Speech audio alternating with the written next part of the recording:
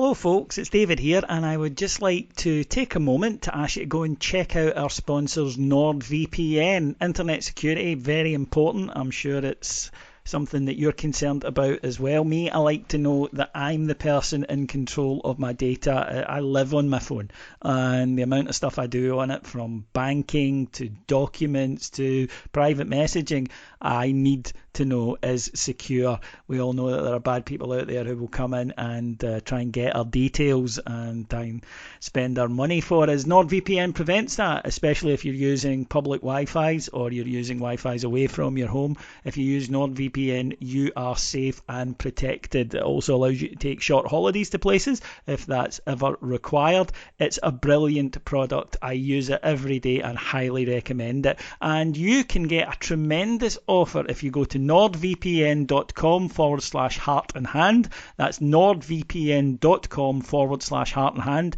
or use the code heart and hand to get up to 70% off your NordVPN plan. You'll also get one additional month for free.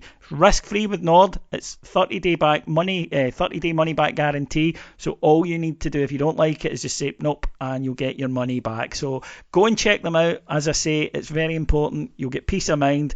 Go to nordvpn.com/heart and hand.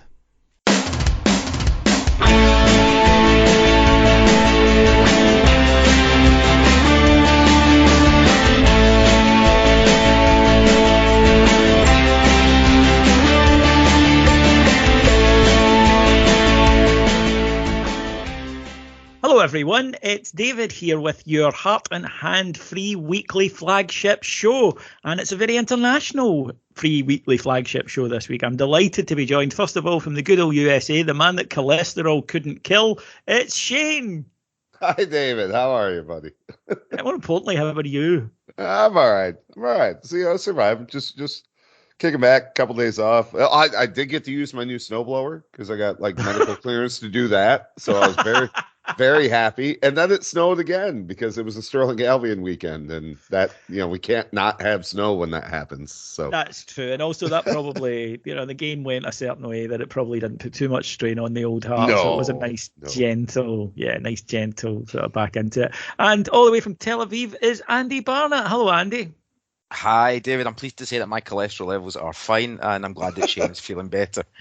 I can't really take the piss at Shane because I think my arteries are about as tight and furry as Sooty's arsehole. So I think that I'm kind of, I'll just need to make do with what I've got. But as I say, gents, it wasn't we'll come to the game actually in a minute because there's some I think bigger stuff coming out of the weekend, and it wasn't anything to get worried about. Rangers playing pretty much a mainly reserve side and 4-0, very straightforward, and we'll break the game down for the listeners in a minute. But first things first, probably a game that in terms of our season had almost as much import, Shane, and that was Nigeria's loss to Tunisia in the African Cup of Nations. Now, I watched the game and felt a bit guilty because as much as for Joe, I wanted Nigeria and him to win the AFCON, I want us to win the Old Firm game more.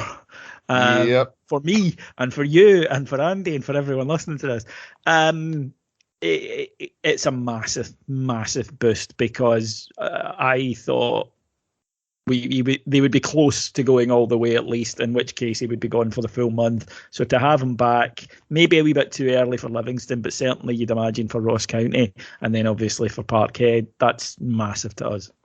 Well, I think too, his performance there was enough as far as the shot window goes, and barring, some ridiculous offer coming in between now and the end of the month, we get to keep him and hopefully qualify for the Champions League, hump them on the second. This was like the ideal Joe Aribo situation for us. He had a very good tournament while he was there, and he's home early. We couldn't get anything more. No, you're spot on there. He did play very well. He played 3 of the 4 matches. He was rested for one when they'd already qualified. Yep. And he was excellent in all the matches. Last night they went down very stuffy Tunisia team, where it was clearly going to be the first goal was a key, and a mistake from the Nigeria keeper let them in, and then it was difficult. Although our old friend Umar Sadiq managed to miss a glorious chance in the last minute, so he finally contributes something to Rangers.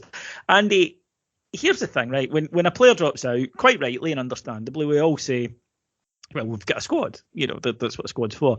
But no team in the world loses their best players and is exactly the same. It doesn't matter who you are. If you're Real Madrid and you don't have Benzema, if you are PSG and you don't have Messi, if you're Liverpool and you don't have Salah, you're going to struggle a bit, because I can't think of many squads that can keep 25 class players. And Joe Aribo this season, I would argue, has been our best player. Well, he has, for sure.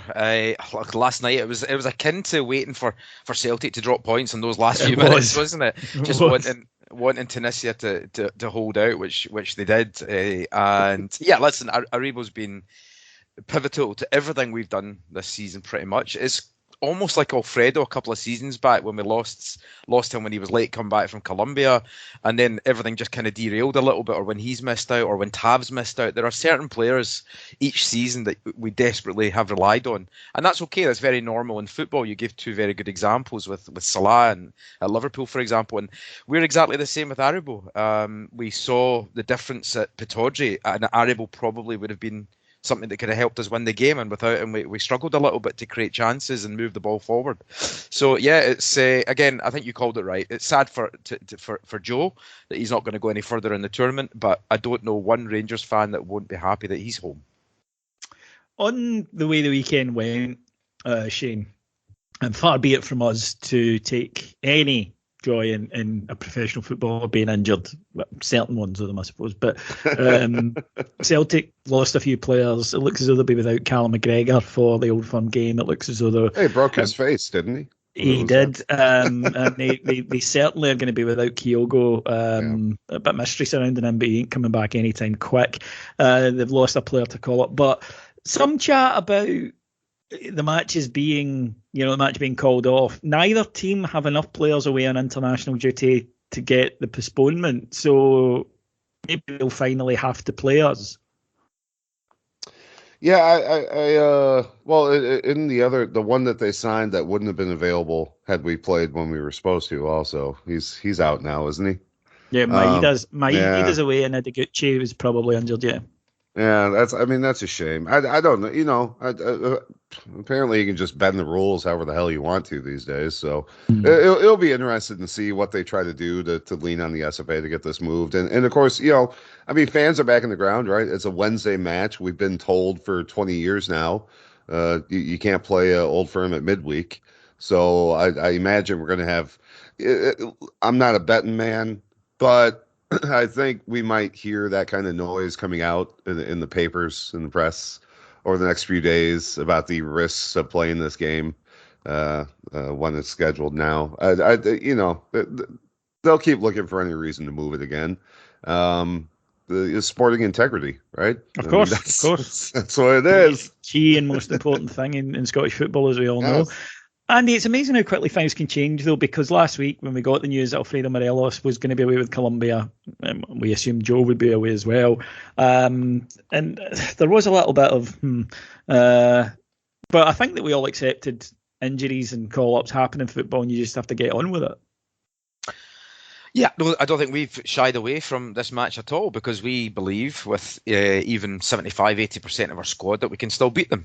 We did that with 50% of our first team in the first Old Firm game of the season, and without a manager and without two goalkeepers. So I don't think we've tried to jump this one at all. Yeah, things change very quickly. We were looking at Morelos, Joe Aribo, Kamar Roof we thought might get called up as well, and we didn't know about the injury situation. It turns out that a lot of the players are coming back, hopefully, so we could be looking at Arfield, Hollander, Jack Davis. Maybe 2 out of those 4 could join the squad very soon, and Roof isn't going and Aribo's home, and realistically we're going to be missing probably just only Alfredo, which is a big loss. Yep. But it's not a disaster at all, and I think I'm very confident with the squad we've got. We can go and win the next 3 games anyway in the league and be on the way to the championship in a great second half of the season. Yeah, I totally agree with that. Well, let's go to Friday night. Rangers Stirling Albion in the Scottish Cup. Shane, I know you like your 70s classic rock as much as I do. And in the words of James Taylor, I've seen fire and I've seen rain, but I never thought I'd see Brandon Barker again. But there he was, along with Jack Simpson. And it was clearly a team that had been chosen to give players minutes. And it first of all, it does lead to that question that people are saying, well, why are you playing him? And one of the things that came up was people say, well, it's shop window. It's not, because an hour or 90 minutes against Stirling Albion, one way or the other, isn't going to make somebody decide they're going to buy a player, right? Let's just be honest and upfront about that. I think sometimes it's more a case of, I don't want to play certain players in this match, and therefore he's playing, rather than I do want to play him specifically in this match. Yeah, well, and that was a frustrating thing with seeing Haji out there, and of course, I mean, it's good seeing him playing as number 10. We know he's made out of glass. He just played 70 minutes on Tuesday. There's no reason to risk him whatsoever. And then, he goes down after 8 minutes, and we're all horrified. I mean, it was great for Lowry, the young man, coming out, because he had two goals in the B team match at the weekend before, and then to get your first team goal. It was a great moment. But yeah, I don't know. Barker and Simpson, I mean, whatever. I don't think it was a proactive decision like you said. I think it's just like you have to field 11 guys, right? Yeah.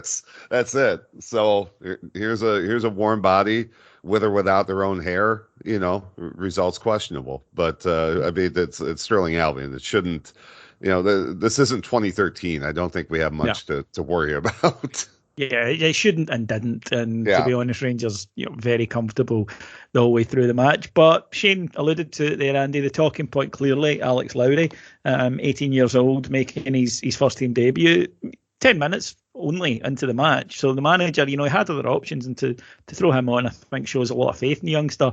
And he was rewarded by an excellent performance. Again, with a young star, it's very easy to go over the top. It was Stirling Albion, I accept that.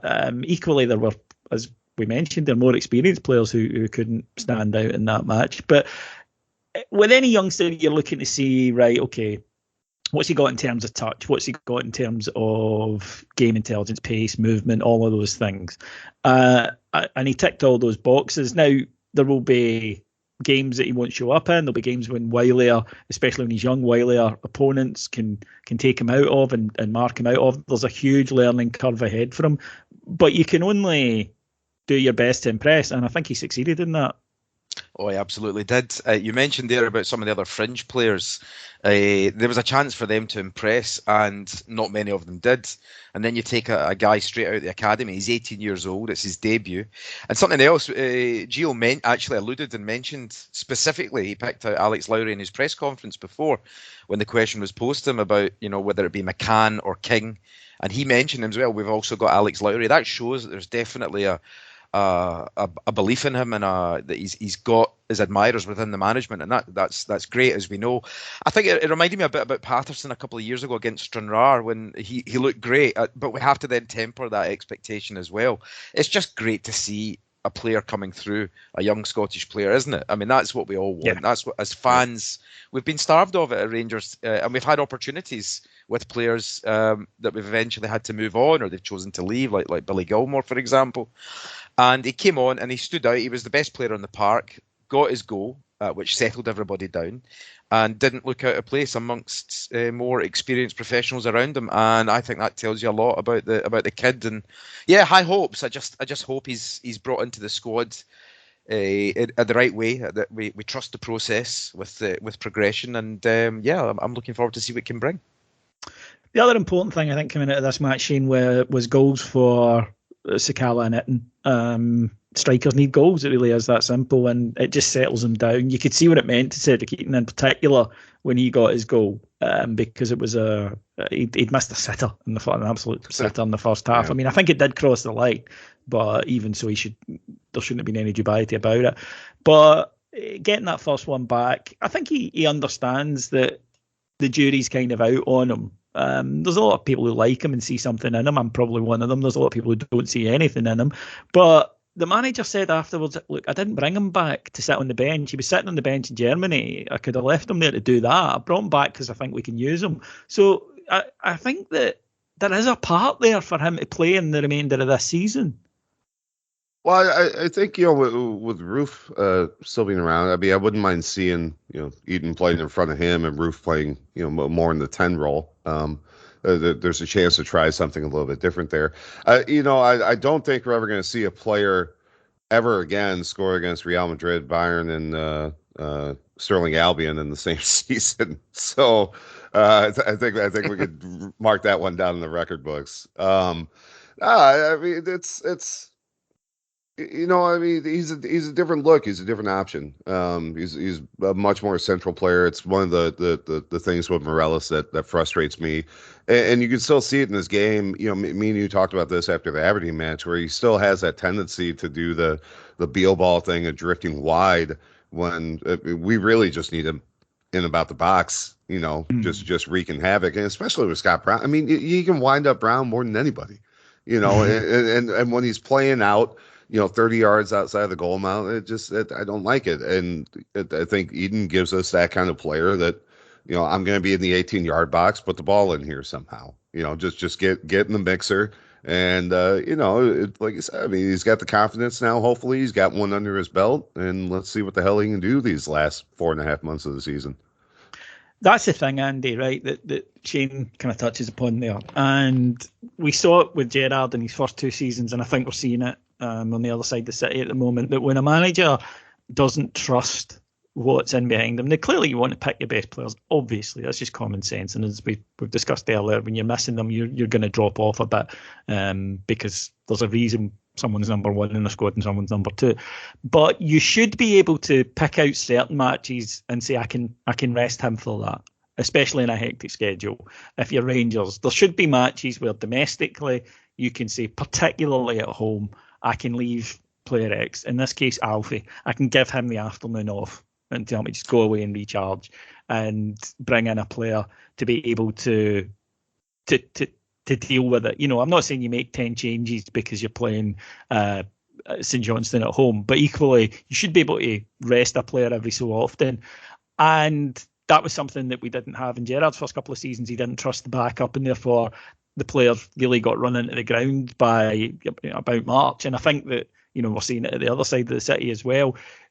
Eaton probably does provide something that bit different. Roof clearly does, but look, it's no secret to say that Roof, injury-wise, you can't rely on him. No, we can. Also, I mean, I've seen people question, I'm not going to use the word criticise, but certainly question the quality of signings made in the last 18 months. But people forget, and you just touched on it there, that when Gerrard arrived, we had to buy a first team. And those that were behind him were not as good. And therefore he didn't trust him, and we capitulated twice in the second half of the season. Last year we had a much stronger second choice option. For example, Itten, Roof, Hadji, guys that could come in. And that's the difference. We can trust these guys now because the drop-off is maybe 5%, 10%. And that's absolutely fine. So we had to then invest and buy players that could be as good a backup as we had in the first team. We didn't have that luxury before. There's definitely a room for Eaton here. He's got a big chance. I really believe that he will get game time. I don't think he would have been brought back otherwise. He does offer us something different. But the problem for a striker, he's always going to be judged on one thing, and that's on the amount of goals that he scores. So even if we see that he does off the ball work, that he brings other players into the game, and he offers something, unless he scores goals, fans might be a bit impatient with him. I hope that he does score, but he also helps contribute to the kind of overall way that we play. And I think, I trust Gio at the moment. He seems to have got everything right so far, or pretty near to right. And he obviously sees that Itten can help us. So yeah, it's great to be able to trust the second choice players now, because we didn't have that luxury in the past. Yeah, and I must say, I like Sakala. I know that occasionally he needs to work on his off the ball work and his shape within the team, but he is quick, he's direct, and he makes things happen.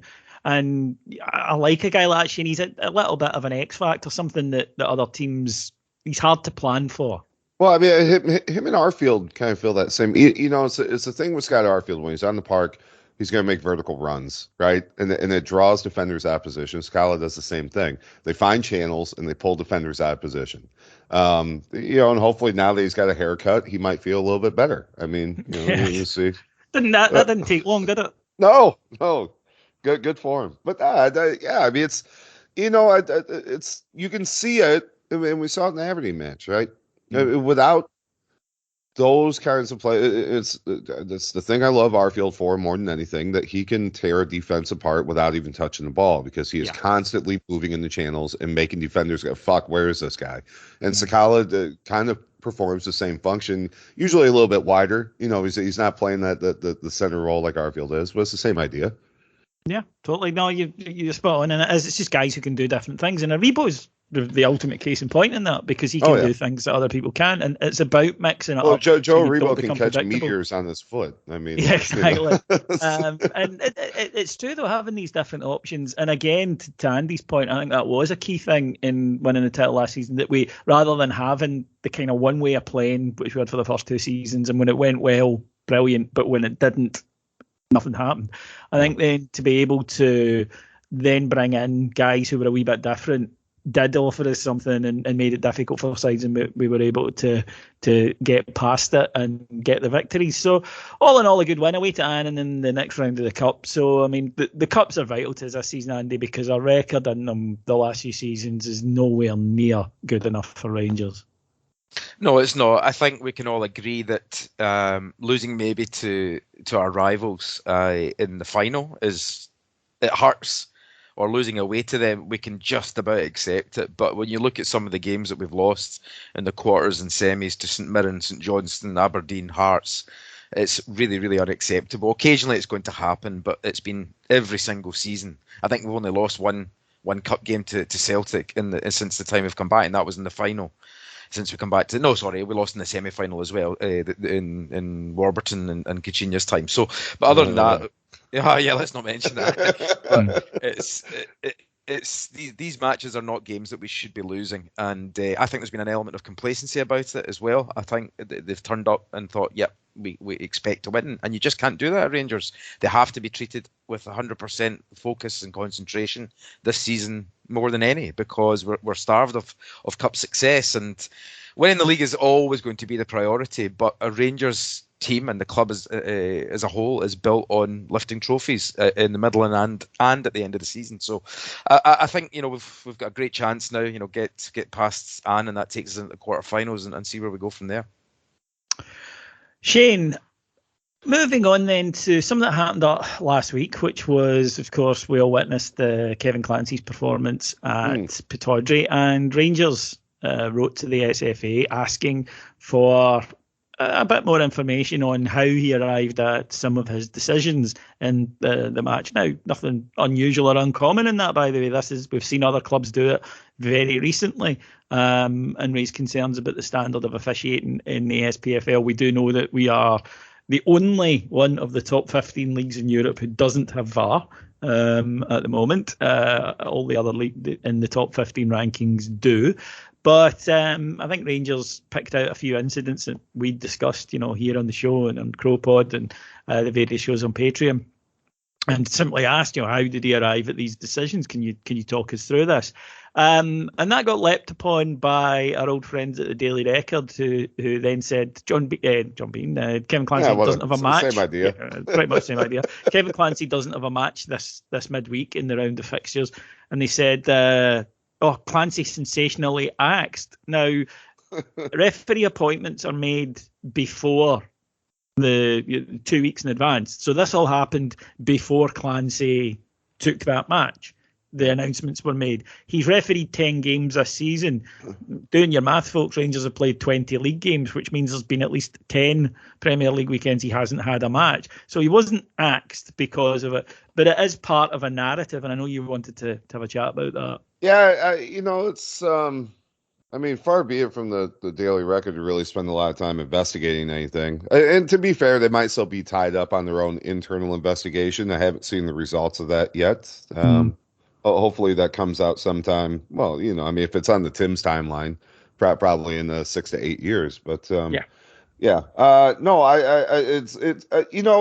wasn't I didn't even bother checking. I just assumed Clancy wasn't on the rotation for the weekend because, again, that's how officiating works, right? I mean, we know this stuff in advance.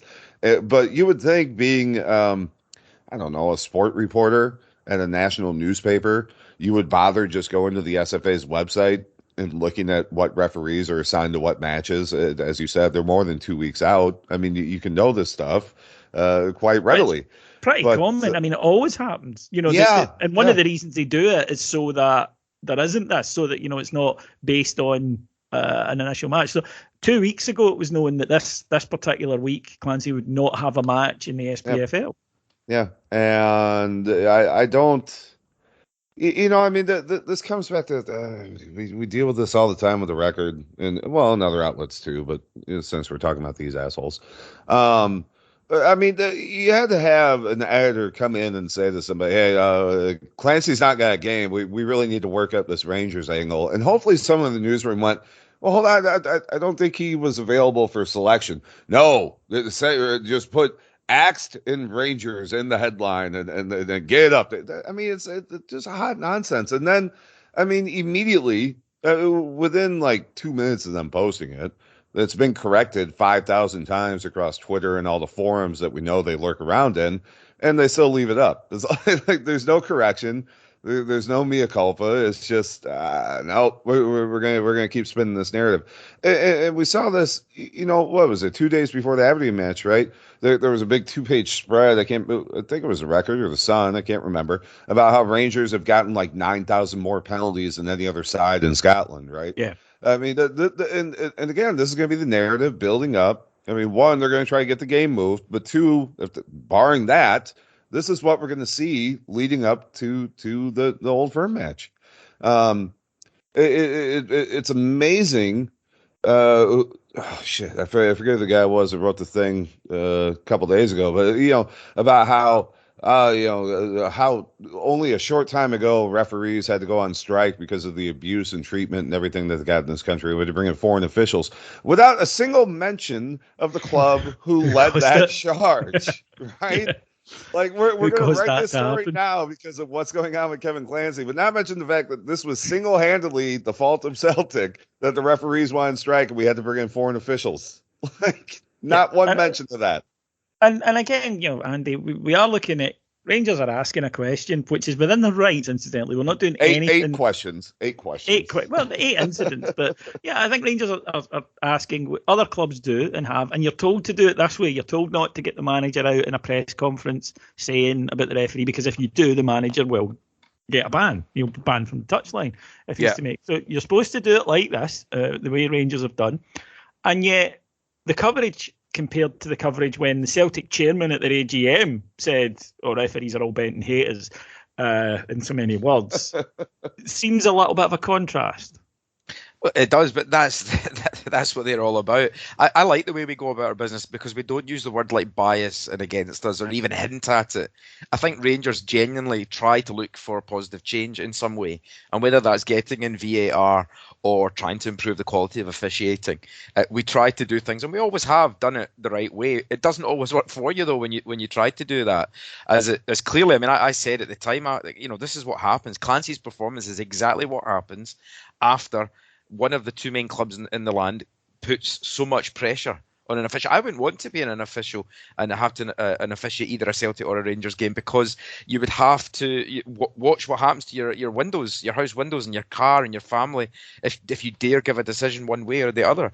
I don't think anybody can blame officials for some of the decisions that go on in a game, like penalties, marginal offsides, things like that. It's going to happen without VAR. You are going to get some that go for you and some that don't.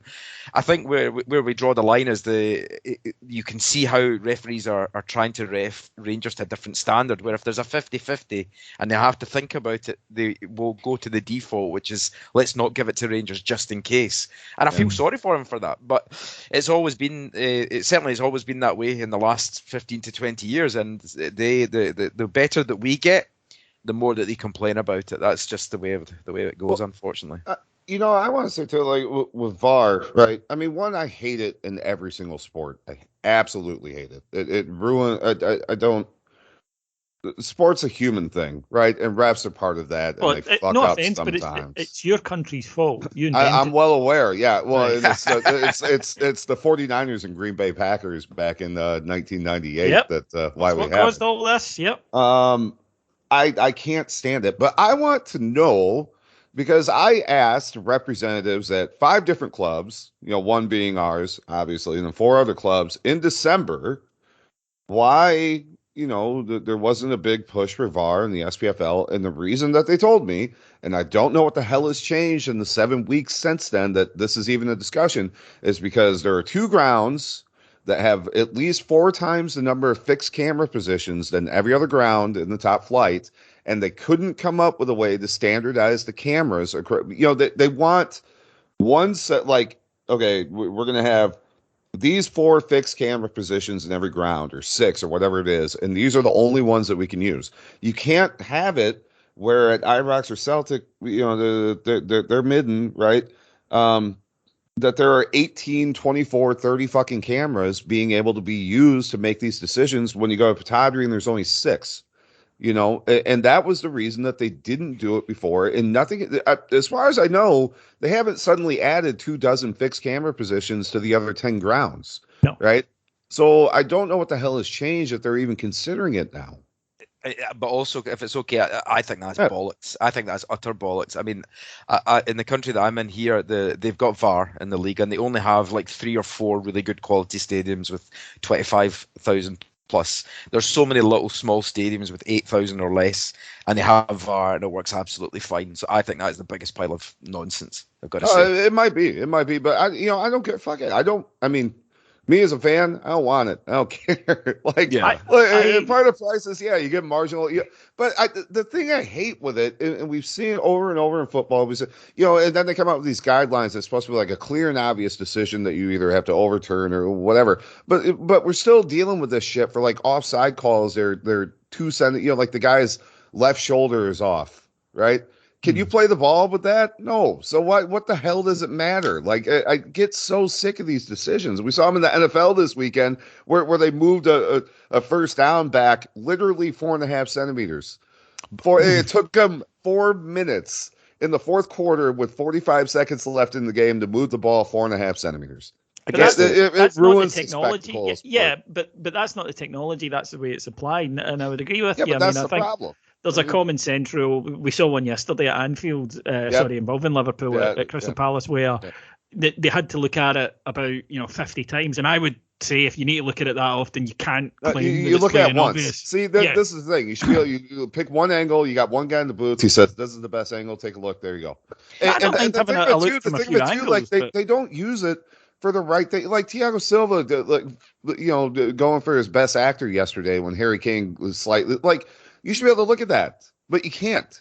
I guess I was going to say, I think that the one argument I would make for it is if we'd had it at Pataudry the other night, what decisions would have been made that would have been different? I don't think the first penalty claim was. I think McGregor didn't touch him. The second one was. It was a clear handball by Alfie. But the one decision that what could have got was Johnny Hayes' elbow. That's where you needed VAR. Right. But an assault on the pitch. Yeah, Hayes' elbow. That's fine. But like look at the Morelos penalty, right? You would only be able to look at that, not the fact Barisic was shoved out of the fucking way for that to happen in the first place. No, Correct. You can. What's Yeah, you can look at that as part of leading up to a penalty decision, but it would be the application. I think that, by the way, on the reason that Shane was given, that's a legit reason that clubs do say, incidentally, he's right. But to Andy's point, it's not an insurmountable thing. It's because they don't want to spend the money on it.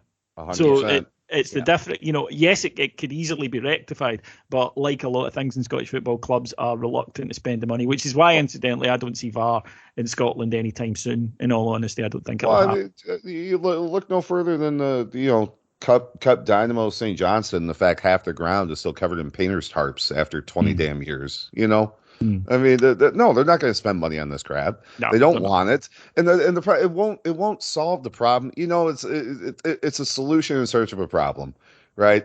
The reality is you just need better officials. I mean that's it, and you need to be able to take action.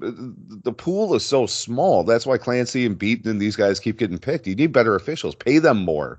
make a better incentive to it. Well, they get paid a lot. I mean, for part-time work, they get $1,000 a game. This idea that gets put forward that really grinds my gears, which is that, they're just volunteers. You pay them a lot. And for me, it is a case of, yes, full-time refs. Because how can you work 40, 50, 60 hours a week and then in your spare time go and be totally fit and switched on for the match? I don't believe you can be. It's professional clubs being refereed by part-time officials, and that's amateurs. Why we get so many mistakes. Yeah, I don't believe for a second if a ref was full-time and could concentrate and do more matches, incidentally, because of that, then I don't believe that they wouldn't improve. I think that's pretty straightforward, but I'm sure we'll be back discussing it in the future. Let's move on then, guys, to Wednesday night. Rangers welcome Livingston to Ibrox. Always a tough game, this, Andy. A stuffy side, Livingston, when they come to Ibrox, and on a good run. It won't be a breeze, especially as we will be without Morelos and Kent, who's suspended, and possibly Aribo. Probably, I would say. I doubt he would start anyway. No, it's always tough. Martindale's very, very organised as a coach. I've got a lot of time for him. I like what he's done with that squad on pretty much a shoestring budget. They're hard to beat. We did win 3-0 against them at the start of the season, which, if I remember correctly, it was, we did play quite well. We had good movement, and that's the kind of result I would want again. But it's hard. The games are coming thick and fast. We'll probably see 1 or 2 changes as usual. And I think any victory at this stage is good. But I'd like to see us again keep the 0 and go about our business, a professional job, and hopefully win comfortably. But I don't think it'll be a straightforward result, even though it probably should be. I would expect to be given a challenge by a well-organised team. Without those creative players, and probably Hadji as well, do we expect to see Shane, Alex Lowry maybe start this match? I mean, he's earned it, right? I mean, in the point of giving the young kids a run and they execute, that you keep putting them out there, right? Mm-hmm. I mean, with Hadji, the first match, look, I like how Martindale and Livingston play when we're not playing them, right? Yeah. But there are a couple axe throwers in this side. Hadji got hurt opening minutes of the goddamn season. We were all sitting there like, oh my God, here we go. I would expect us to win. Livingston tend to do that thing. St. Mirren kind of play the same way. We're like, all right, we're going to chase every ball for the first 20 minutes, and then oh shit, these guys are a lot more fit than we are. Oh, and then they get tired, and we score a couple goals, and that's it. So hopefully that's what we see. Again, keeping the clean sheets in the league. I mean, I want to see that run going, just like Andy said, and I don't know. I would like to see Lowry out there. Like I said, I think he's earned it, and that's the purpose. And you know what? The thing is, we've got 5 subs. So if it's not working on 45 minutes, yank him. I think it could be quite an attritional game, to be honest. I agree. And I think it might come down to be patient and fit and whatnot and trying to get the breakthrough. Because the other thing about Livingston, like teams like that when they come to Ibrox, is if they go a goal down even early, they don't change. It's not that they suddenly start coming out. It's only when it goes to 2 that they'll do that. So I think it is going to be quite a tense evening. But we're in a great spot. We win these next 3 matches, and I think that the league flag is in sight again already. So the incentive is there for the squad to go on and put the foot down the next few weeks and really do it. Right, folks, that will do us this week here on Heart and Hand. Thank you so much for joining us. If you want to hear more from us, you know what to do. Go to patreon.com/Heart and Hand, where from just $1.50 per month, you can get up to 5 shows every single day on all things Rangers. And please go and check out the Crow Pod, Shane's alternative Rangers pod, which I'm on, so that it's good. It drops with you every Tuesday, mostly, Shane, unless we're playing.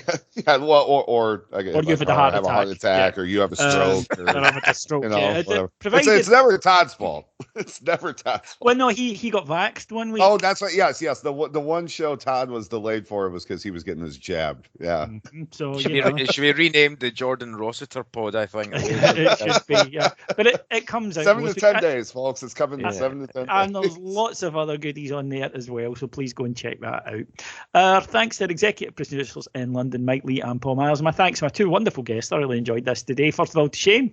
Hi. Thanks again, David. I'll talk to you tomorrow. And to Andy. Yeah, thanks, David. All the best. Right, folks. Wednesday night, full coverage on Heart and Hand, and then, of course, Heart and Hand Extra later this week going through it. Until then, enjoy your week. Bye-bye.